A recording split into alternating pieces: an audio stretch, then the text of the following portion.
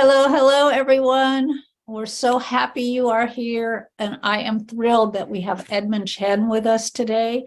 He is an incredible, brilliant, fun-loving, joyous, generous man who has a great fan club, of whom some have shown up today, and I being one of them. And he is going to speak to us today about life cycles, growth versus principle.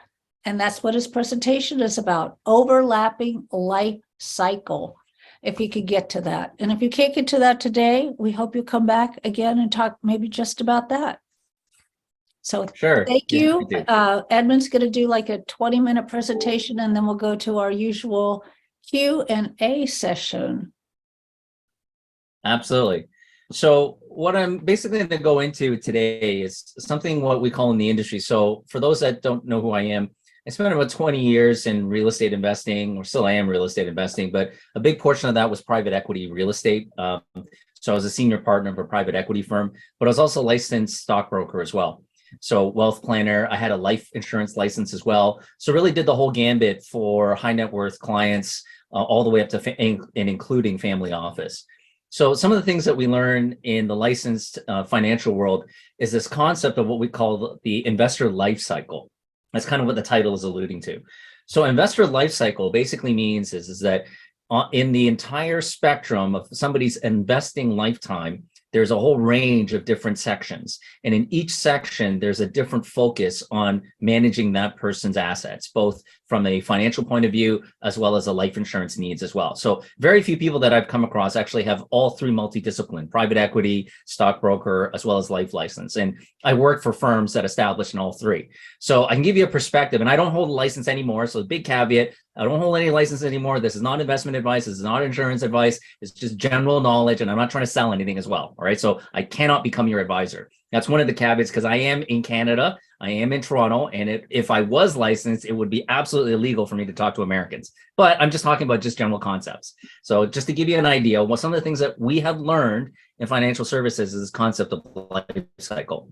So there's many different types of life cycles. If you go Google it, you can see different examples, and each firm will have a different example, really depending upon the net worth of the individual or the trajectory of the net worth of the individuals that you're dealing with, or the families that you're dealing with. I guess the basic breakdown would be a life cycle where somebody is in their accumulation phase or growth phase, and then the principal preservation phase. Some others break it down into three, which is accumulation phase, consolidation phase, and then spending gifting phase. But then we can even break it down even further into the family office. So in the family office realm, which is ultra high net worth families that have a lasting legacy to continue on for their families. And the basic breakdown, it really kind of goes down, it starts with people's age groups. So you typically start off, the first age bracket in a life cycle is somebody when they first get their W-2, right? So I'm not talking about working at Starbucks or whatever job they are when they're in school. The first job they get in their career path, right? That's usually where we start off somebody's investing life cycle. What that looks like is this is the first time that somebody's getting genuine W-2 on a consistent basis, and they're starting to learn the concept, or they should be taught the concept of pay yourself first, which is on average 10%.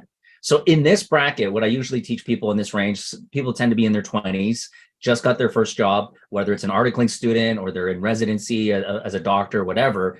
You start telling that person, now that you're getting a steady paycheck, start putting aside 10% first. So 10% pay yourself first. And that's where they usually start to establish tax accounts, whether it's a sponsored 401k 401k, whether it's an IRA or an IRA, a self-directed IRA, Roth, whatever, some sort of tax investment when they put that 10% in there. Then we also encourage a 10% tithing or 10% charitable giving, and then live off the 80%. That's really starting somebody at that bracket in a very healthy way. And you take that investment, and that is firmly in the growth phase of somebody's life. So the investments typically will be invested in some sort of growth asset, typically DJIA or Dow Jones, NASDAQ, old stock market, that type of stuff.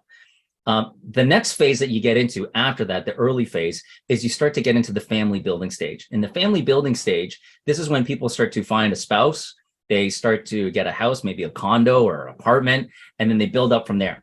And They end up, typically they'll start getting a puppy, and because it's a trial baby, that's what my wife and I did. We got a puppy, and it's practicing to how to be parents, and then we had our first kid, right? So in that kind of bracket and category, it's family building, and then you're starting to increase in your job. Maybe you're not quite entry level, but you're starting to advance beyond that. You're starting to increase in your salary. This is also a growth phase as well.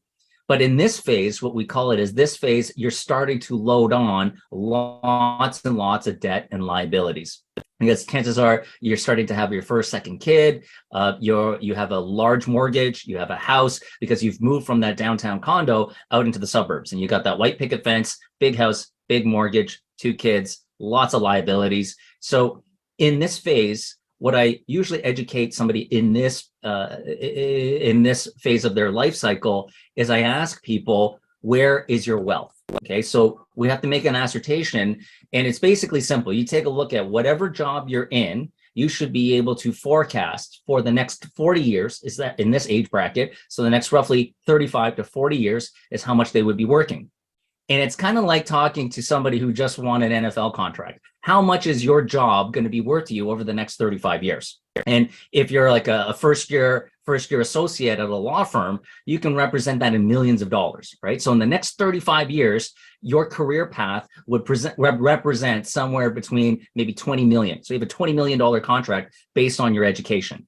So right now, though, you have your student debts, you've got your home mortgage, you've got tons of liabilities, you got to look after a kid, all this type of stuff. So what we look at is your wealth is actually in your head. Your wealth is in your future, not in your bank account. So as a good money manager, we want to protect that. We always want to protect where the wealth is. So in this case, when we have tons of liabilities and tons of future earnings that has not been realized, how we protect that is through risk mitigation, also known as life insurance. So if funds are tight, typically what we'll use temporary insurance or T10 insurance, some form of term insurance, not whole life, because you don't have the cash flow to do it, but you got the massive liabilities. That's the biggest way you can get the largest death benefits. So you increase by using term insurance to get the largest amounts of risk mitigation. So you sort of cover everything. But at the same time, you still educate people to pay yourself 10% first, all this type of stuff. So that gets you pretty much into your 30s. And when your kid starts to get into the teenage years, you start morphing into a different phase of life. You're starting to become middle management, or people in this category tend to be middle management. Start in the high end, you start becoming maybe a director. So in current society, this represents like the younger X-Gen society, or younger X-Gen client. In this age bracket, your kids are preteens, some of them are teens, they're in middle school or high school, they're starting to get that your mortgage is starting to get smaller, that type of stuff. And you're still kind of in a growth phase, but you're also starting to head into higher tax brackets with your W-2. So at this, people start to branch out. So it depends on how much net worth you have at this point. If you start becoming an accredited investor, meaning that you have $1 million of investable assets, chances are you have a house that's about equal size, if not larger. So you have some substantial net worth, but your W-2 is probably also in the upwards of 6 figures, if not more. And in this bracket, and that's kind of what Wall Street's looking for, that's an ideal client. And in that ideal client, your focus starts to shift. Usually, the first shift from a growth mindset to what we call a principal preservation mindset. Principal preservation is a concept in money management that the higher the net worth the individual, the less minded they should be on growth, and the more minded they should be on principal preservation. Because what they're looking at, and this is kind of like the tipping point, at this portion of the life cycle, you start having more wealth in your bank account than you do in your future. It's almost at that tipping point. So you take a look at how many more years are you going to live, or how many more years are you going to work, right? So people are going to say, well, I'm probably going to work for another 10 to 15 years. So how much money is that roughly going to represent in a W-2? How much money do you have in your bank account? And it's going to start shifting at that in this bracket.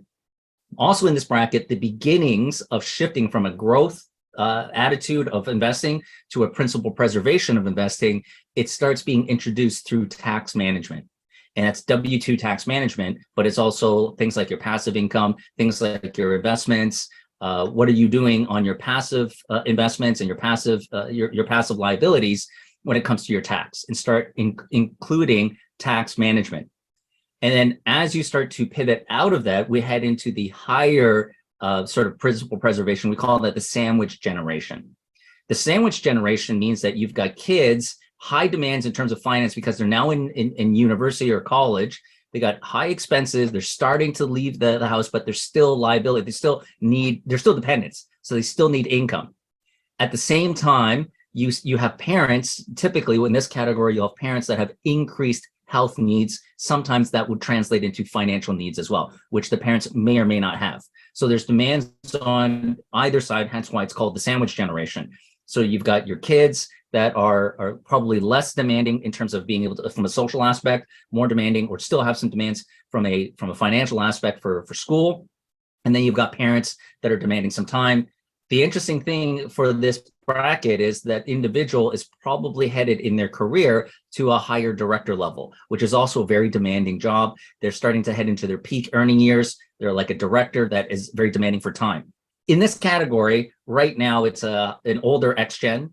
In this category, you will notice that people are valuing time more than they are funds, because they've been there, they've earned multiple six figures for a while. They have a very nice house. Mortgages are starting to get paid down. They have a nice investments account, including retirement accounts and tax accounts. So money is becoming less important to them because they have it, but time is starting to become, they're starting to realize there's more demands on their time.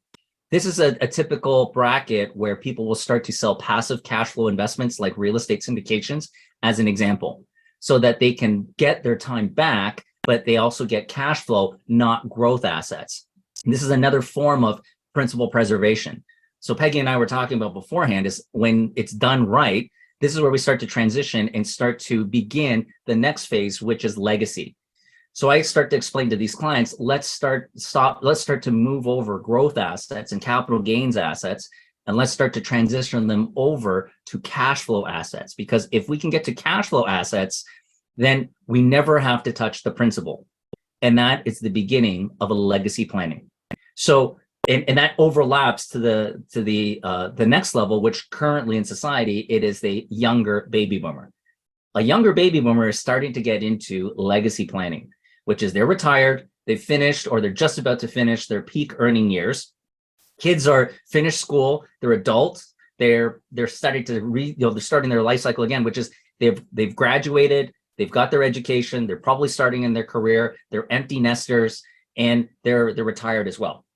So once they've done that, then they realize that there's less demands for growth, got tons of assets, they don't need tax planning anymore because they're not creating W-2. What they want, though, is they want to make sure, the first priority is making sure that their retirement is assured, that they will never run out of money. Once, as a money manager, you can guarantee that that person's not going to run out of money, then you start looking at what do you want to leave behind. So do you want to gift assets to your kids and your grandkids? What kind of legacy do you want to create? So there's really two gates that I look at when it comes to retirement planning. The first is there's a lot of people in the world right now that don't understand how much money you need in order to retire. And that's one of the things that Peggy and I were talking about before we started. And the metric that we're taught in financial services is that you need 80% of your W-2, so 80% of your after-tax W-2 in order to maintain the same lifestyle, right? So whatever lifestyle you have, if you get 80% after tax of your W-2, you can maintain the same thing. So the first gate as a money manager that we want to ensure is making sure that somebody can get that type of cash flow on an annual basis, utilizing interest and principal. And we usually run out the metric to like age 90, age 95, something like that. So as long as you don't hit zero in your nest egg, then you will be able to live to age 95, or some people are really conservative, they want to live to 100, and be able to show them that you can hit 80% using both interest and principal. You can go to age 95 without running out of money. That's the first goal. The second goal, which is the better one, is how can we get to producing enough 80% of cash flow with a nest egg, which you never touch. And once you create that, you know you can live forever and you never have to worry about how long you're going to live. In that case, what we've created is what I call a legacy. And in that legacy, it's the beginnings, and once again, it's an overlap, but it's the beginnings of family office. So I define family office as a brand new family office, or a starting point of family office is, do you have enough money in your investable assets where you can retire, you can get the cash flow that you want, live the lifestyle you want, and never run out of money? If you can do that, now you've created what I call that family office, because once you're gone, you can dictate where that money is to go. So instead of having it bequeathed in a will and separated to all your children, if you got like 4 kids, they end up with, after tax, the government will take a huge chunk of that, and then your kids get a quarter of what's left over.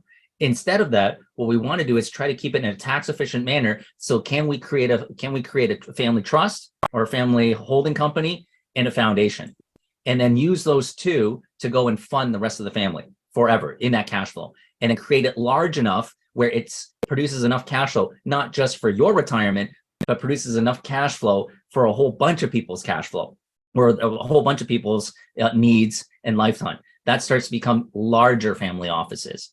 So one of the most family offices in America today is like the Hiltons, for an example. So they're one of the successful, and they've got some bumps along the way. Everybody's seen it. They're all out in public.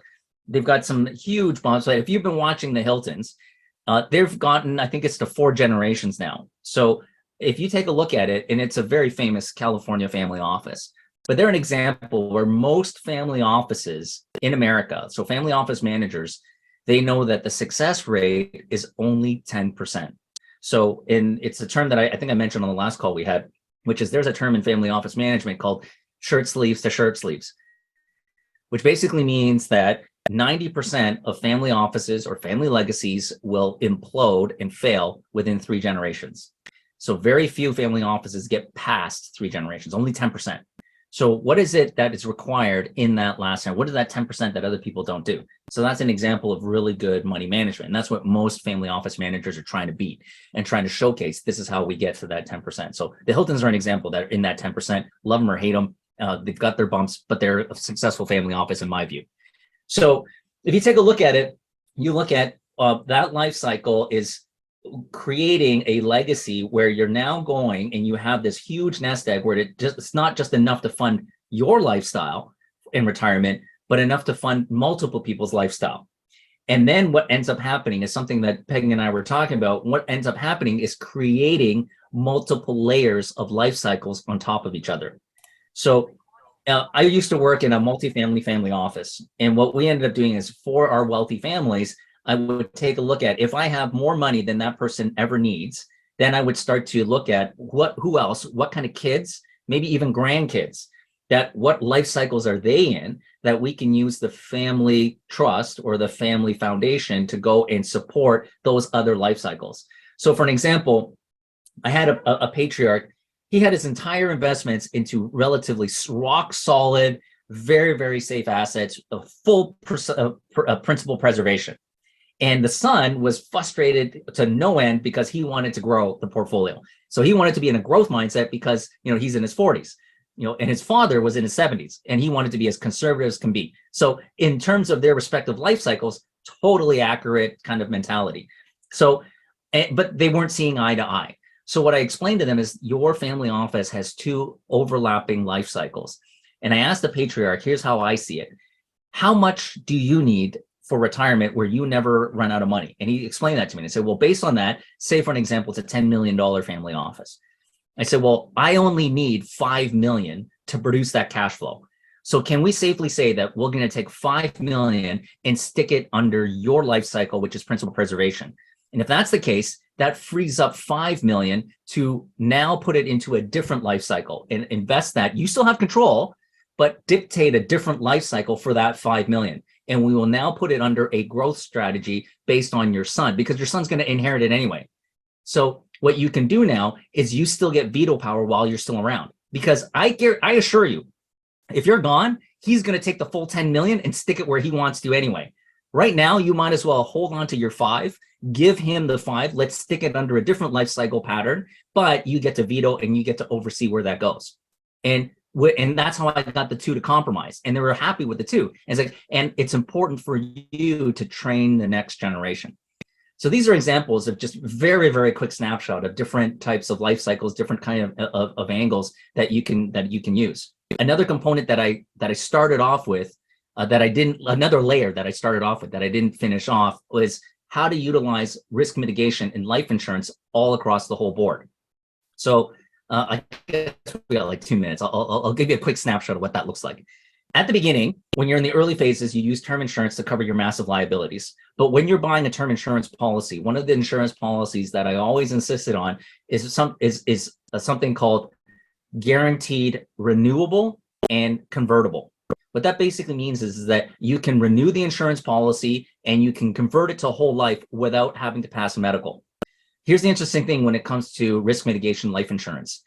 It becomes less affordable the older you get and harder to get the older you get, because like it or not, your health is always changing, usually for the worst as we get older. And it becomes more expensive and more difficult to pass a medical. So you want to get that when you're young, but make sure that you can convert it and you can renew it if your health changes. So the interesting thing is, as you start to be able to increasing your cash flow and increasing your budget, you want to switch over to whole life as soon as you can, because that can turn into an asset class onto itself. So when we get to later life cycles, especially when we start to get to principal preservation and we want to get to the final life cycles, what I explain to people is whole life can start to deliver the best of both worlds, which is it can provide principal preservation, tax mitigation, and massive returns, massive multiples on returns versus how much money you put in versus how much your family gets out. So I used to explain to people, and I'll end off with this. I used to explain to people is like, I know an investment, we'll call it an investment or an asset class that has a very high return, that is guaranteed, that pays no tax. Is that something you would be interested in? And people are like, holy smokes, I don't think that exists. That sounds like a unicorn. And it's like, well, it actually does exist, and it's been around for hundreds of years, and it's a life insurance policy. The only thing is that you will never see the return. Your family will, right? And it doesn't pay any tax, and and that's a great way how ultra high net worth families multiply their estates. And they use it using whole life policies, which can start off as term policies to satisfy a need, which is all the liabilities. But as somebody gets older, you can convert it into an asset class using this investment strategy for your legacy planning and for your succession planning. So that's pretty much it. That's great. Thank you. Thank you. That was really exciting, actually, because you made it so simple. And as I'm in one of those stages right now, I'm in preservation. I really, it's so looking back, you know what I'm saying? Looking back to say, yes, but we didn't have that education when we were going into our first job or starting our first business or whatever. And then you brought up another thing about educating. It's our job to preserve the next cycle. But how do you get people to actually understand that they need to learn that, and they need to bring their children along so that they can preserve their children's future, and we could teach them how to do that? Yeah, and the way that I borrow that, I borrow from really successful family offices, and there's a very high emphasis and focus on money mindset. So really well-established family offices, they'll have like annual family meetings. And in the annual family meetings, it's very similar to like a corporate retreat where there's education for the entire family. And a lot of the times there's hired professionals that will train family members to help them see eye to eye. And they'll have a family retreat. So everybody goes up to Joshua Tree, the whole family shows up, and everybody starts talking about where they are in their life cycle and there's all these different nuances. It's as unique as every single family that's out there. And they start going into some of the things. So one of the things the last time I was here, one of the things that I started to explain to people is come up with a family constitution. That's a big thing in family office. So a family constitution basically is the person who built the wealth, if they can write down how they built that wealth, what the values that were very important to them, and what the values that they want to leave the family. So for instance, if we were to go back to use the Hilton example, if you go back to Conrad Hilton could come up and start explaining why he wanted to get into the hotel business, what was important to him, what is at the core fiber of what Hilton is all about, of how he established it. The future generations that take a look at it and say, you know what, grandpa or great grandpa was out of it and we're going to change it, we're going to pivot it and update it. Or they can say, you know what, this is where our family legacy has started with, and we want to continue on that spirit and then just build it down. So wouldn't it be great? Just think to yourself right now that if you got a massive inheritance, imagine your great grandfather giving you a family constitution as well. From, it explained to you, this is how when I came to America, this is how like our family came to America from Ireland, and we came to Ellis Island, and this is how I started my first horseshoe business, and so far. Then we pivoted to tires, and now now congratulations, you just inherited Michelin or whatever, right? But once it'd be great to know that legacy of where it came from. And then it's up to you to decide where you want to take that next. So I usually encourage whoever's in charge of the family money, the family wealth, to either update the family constitution, evolve the family constitution, add or completely change it. But at least have some aspect of, this is where the money comes from. This is what our family believes in, or up until this point, this is what our family has believed in. And it starts that talk about family legacy. It starts that concept of money management and money mindset, or increasing money mindset. That sort of makes sense? Yes, that does make sense. Total sense. The thing is, and I do see a hand up, but let me just say this. Writing a constitution. So the first thing that says to me is, that's a heck of a lot of work. We have a constitution with 23 or 24 amendments. That is a lot of work. Is there somebody that will do that for you, or could you do a general outline? Because I think the reason a lot of these things don't get done is because it's a lot of work. Yeah, and that's a really good question, because the word constitution, especially in the US, has a certain connotation. And I'm not suggesting that we want to make it as formal as the actual US Constitution. What we want to take a look at is, first off, like what I've explained to my dad is that, so I make sure that he always has a will, an up-to-date will. That's important. But a will doesn't really have any kind of emotion to it. It's a legal document. So what I explained to Dad is, I said, a family constitution can be in any different way that you want to write it. Sometimes a family constitution, and what I will explain to my dad is, it's just write your story. How did you come to North America? Why did you want to come to North America? And I basically write it for him. I said, take a look at your grandkids. Your grandkids are in elementary school right now, and they might not understand or appreciate what you want to tell them. They might not get it. But imagine your grandkids at age 40. I'm in my 40s, and it's something that I want to know. And it's something that they're ready to understand. So I told them, write as if you're writing to a 40-year-old, but it's actually your grandkids, where it's highly improbable that you won't see your grandkids live to age 40. But at age 40, when they're about to inherit wealth, they want to learn what was granddad doing? Why did he do this? What was his thought process? All that type of stuff. So it can be just writing a story of how you came to wealth, what your hopes and dreams for the family are, all those types of stuff. And I said, for me, when you're gone, I'll update it and I'll change it, or I'll make adjustments of what I want my kids and my grandkids to sort of believe. But I can also show them, this is what your grandfather wrote. That simplifies it. Plus, that could be fun. Absolutely. And I told Dad, this is something to be read alongside your will. That's like, this is your hopes and dreams. These are some of your values. These are your beliefs. This is the values that help you create the wealth, so that they understand. And this is about money mindset, right? Because money mindset is that, hey, granddad had this attitude, and it made him millions. So versed on, well, this is what I want to do, but at least you see one example of how somebody made millions, and now I'm inheriting the wealth of that, or the benefit of that. And it's just like, be careful with what you're doing, because this is how I made it. This, like, for instance, I'll give you an example.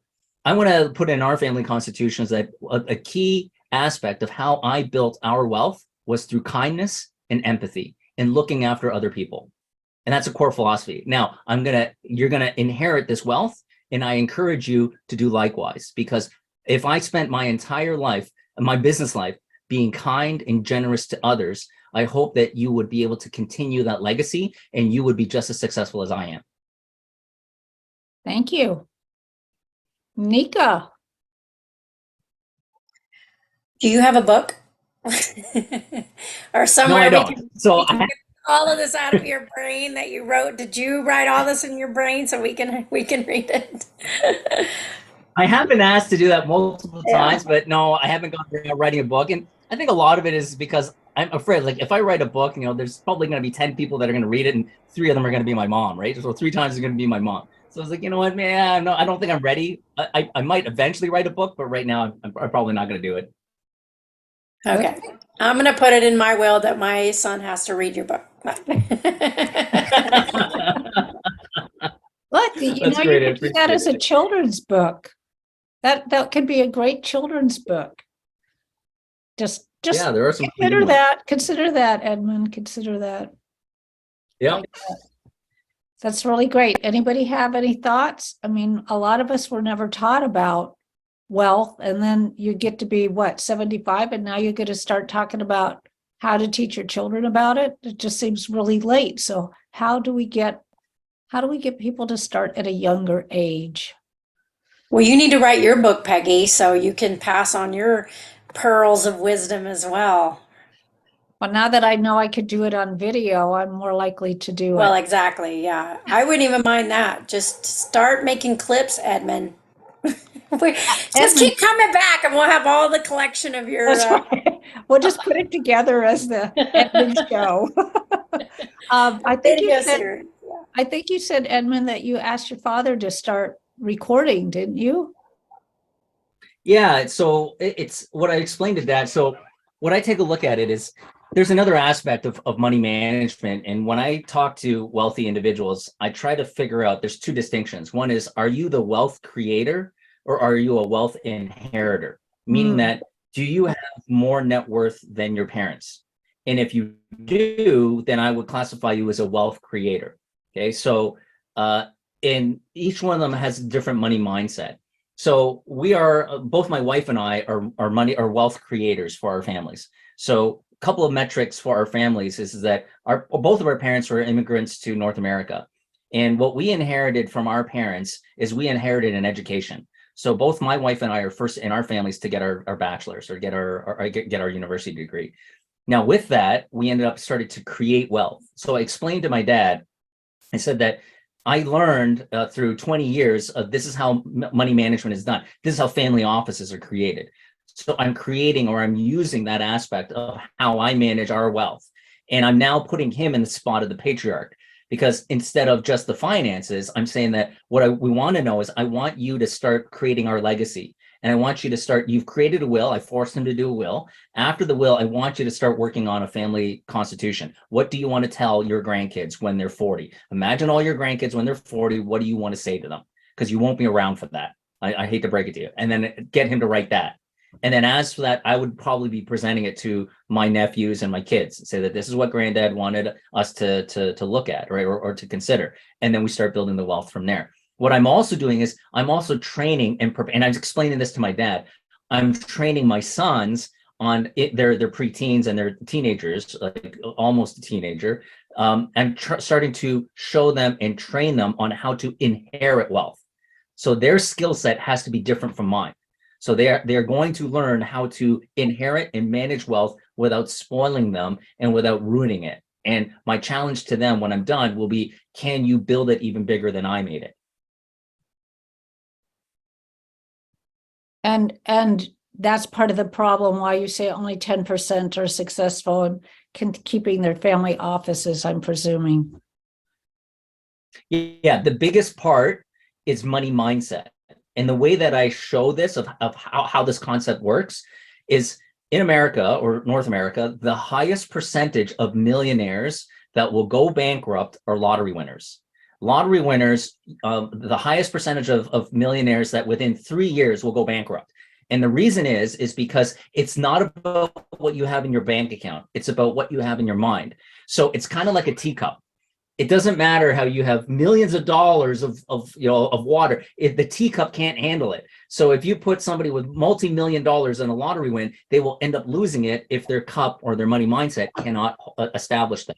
Another way that another place to showcase this phenomenon is pro ballers. So they're like 23 to 25, they got $19 million contracts. $19 million in my hands, if I was managing it, that's a family legacy. That could pay not just for your retirement, for multiple generations. But why are so many pro ballers 5 years after they retire, why are they broke? Why are they bankrupt? Money mindset. That's the biggest important part.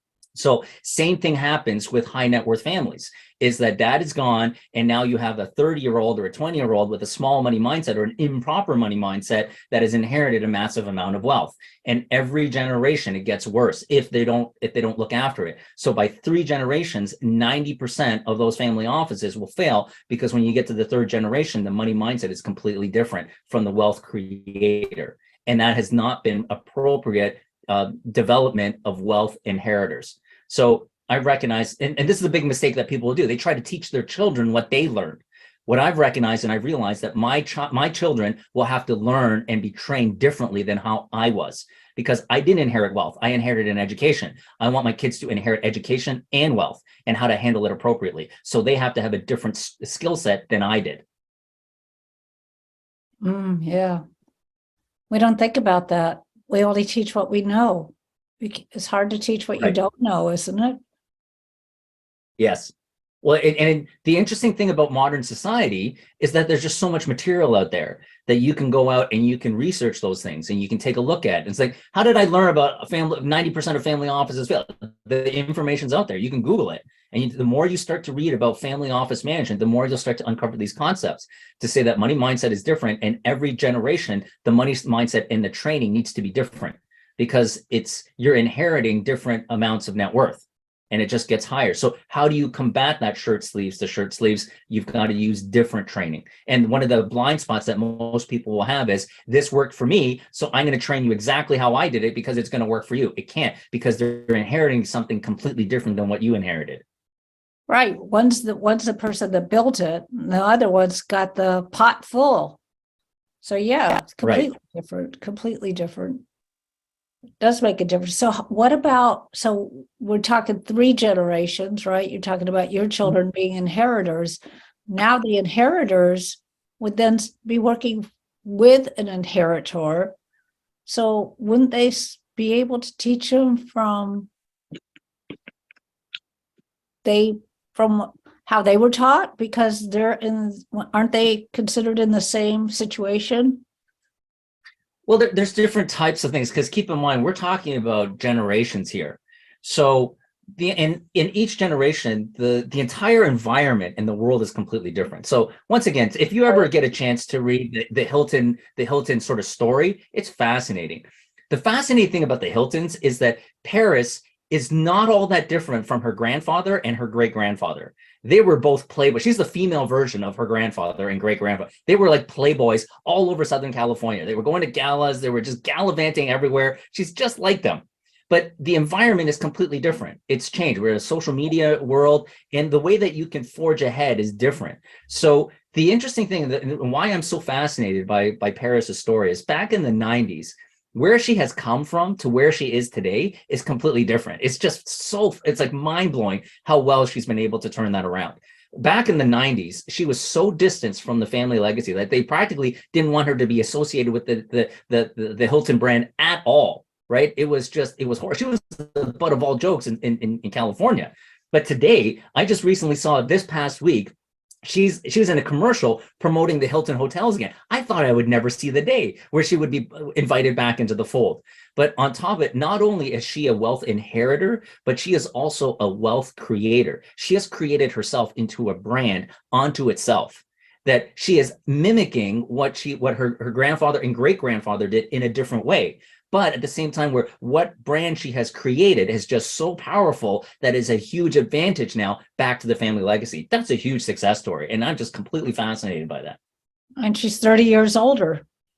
We're close to, so that but makes you must remember the days like back in the 90s. It was crazy. Like, I wrote a letter to her. It was disgusting, and people were making fun of her. She was the butt of all jokes, and it's like it was a complete liability to the Hilton brand. Today, I would seriously never I'd see the day where she'd be promoting the hotel, and it would be a big advantage, not a courtesy. It's a huge advantage to that hotel. Can you imagine all her massive following online? So as a major influencer, if she starts to fully endorse the Hilton brand, or if she becomes the heiress and takes over the whole operation, can you imagine every millennial woman will insist on going to a Hilton hotel just because she's a massive follow. It's her massive following. It's a huge win. It's incredible what she's been able to achieve.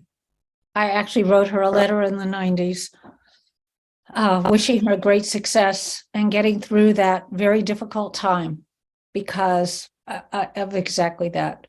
Gary Burns has a question. Our newly elected official has a question or comment. Oh, thank you. I didn't realize I wasn't unmuted. Hi. It's interesting because part of what you're talking about is maturity. And what she did was reach a level of maturity that the millennials will eventually reach, just like you spoke about having your first child as a little animal, and then a car and a mortgage and a house and medical bills and passing through life.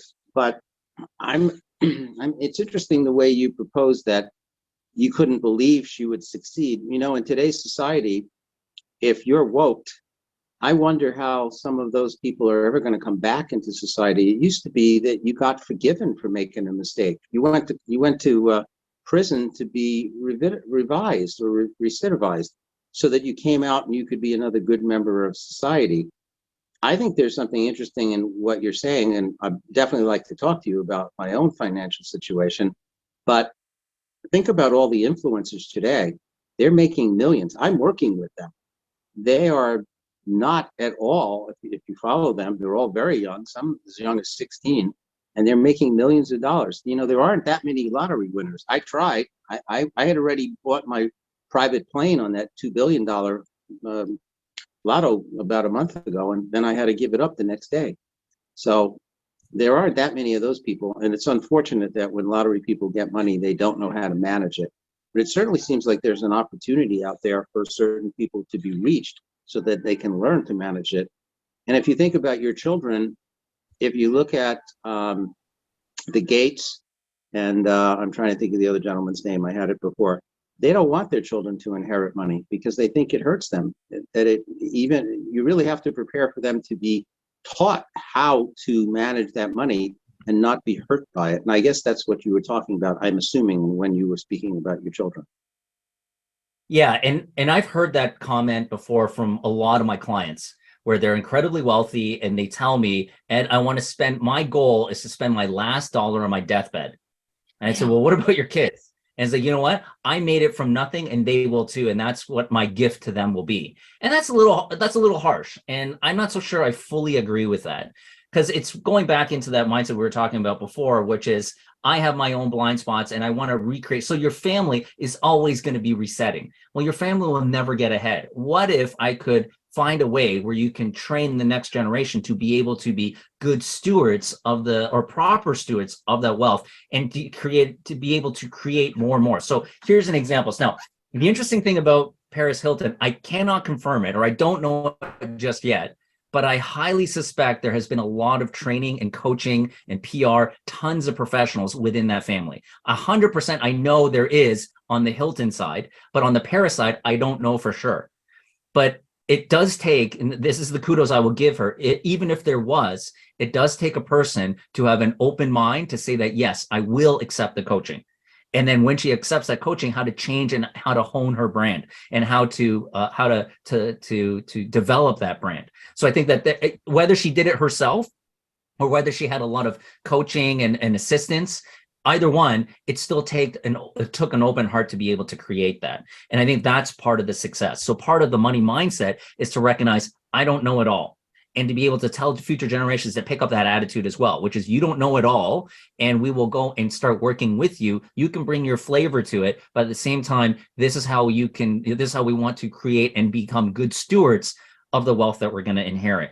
One of the things that I haven't really gotten into is, and I alluded to it, is when we create a family trust or we create a family operating company, we also want to create a family legacy. We want to create a family foundation. And that's one of the key parts of not spoiling kids, which is I believe in, like at the individual level, I believe in tithing, which is taking 10% of whatever you make and then give that away to charity, give it away to someplace at least. But when we get to the family office level and it's multifamily, then I start talking about things like a foundation where 10% of the family wealth goes into the foundation. Very successful family offices are very charitable ones. And we talk about the Royals, right? So the British Royals, all of them have to support a charity. And it's a charity that the successive generations believe in as well. And this is something that we're talking about young society today. When we talk about Gen Z, a lot of them have this attitude towards social impact as well as environmental impact. Those are things where we can show them, like, here, there's a component of the family wealth, but at the same time, we dedicate a specific amount to the family wealth into the foundations. Now go and pick and choose the foundations that you want to support. Go and pick and choose the charities that you want to support, and then be able to recognize that's a component of money mindset. That's a component of giving back and making the world a better place to help kids and future generations prevent them from getting spoiled.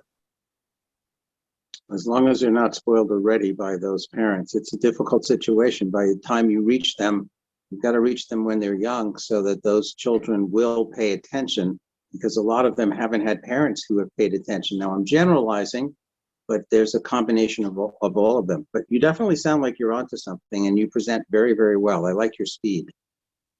Well, thank you.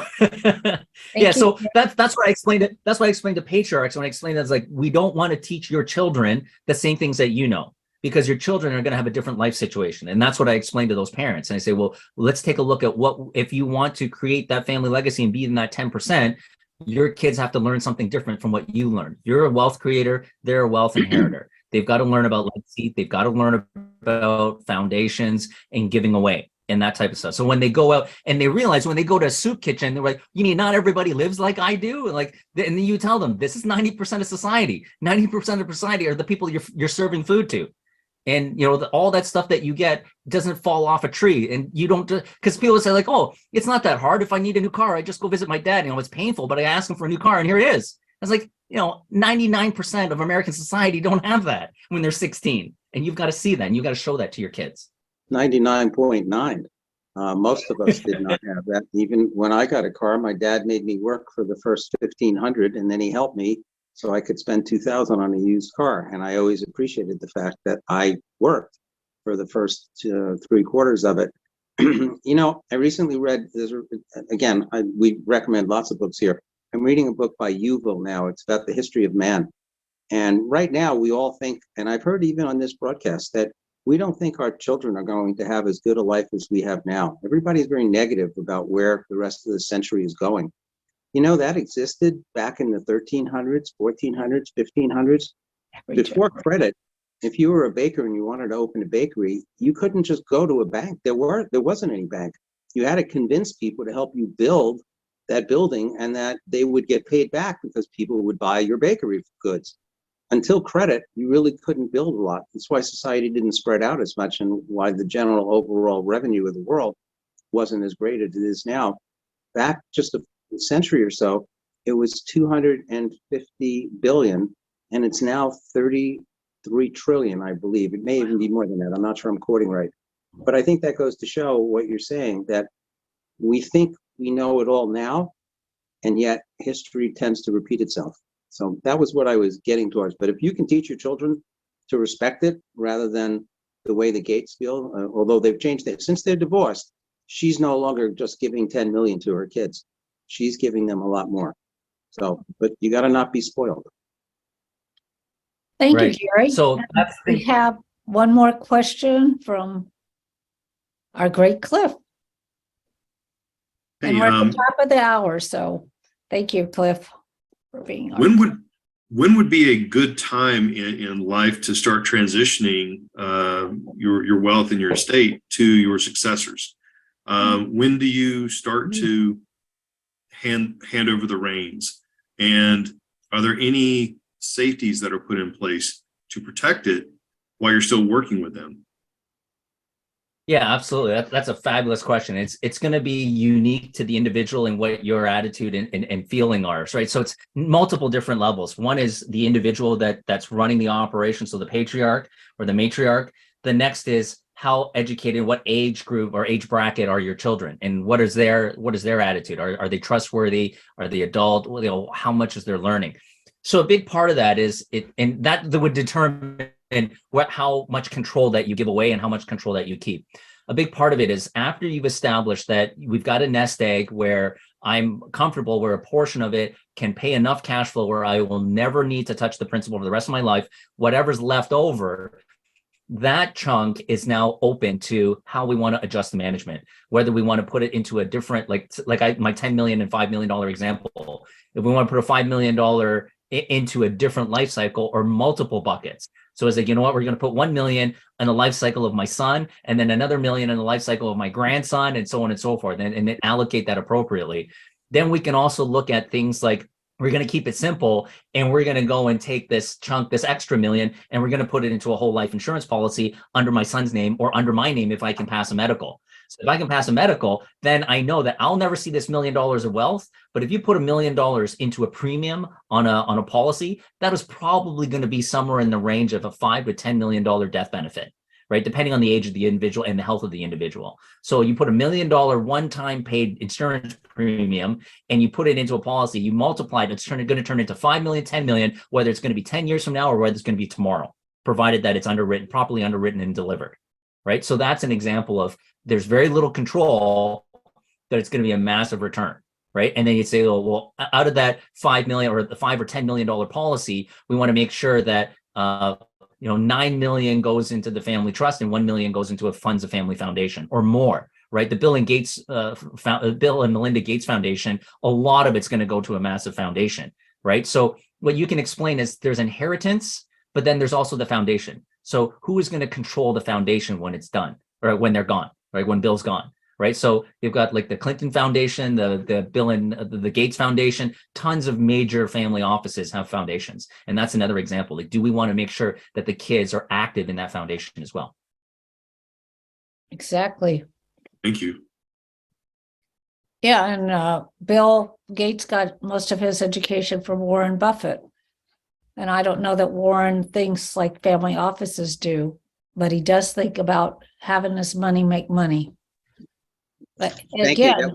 he gave his money to, he says, don't give your kids everything, give them enough so they could do something, but not everything. I'm reading him.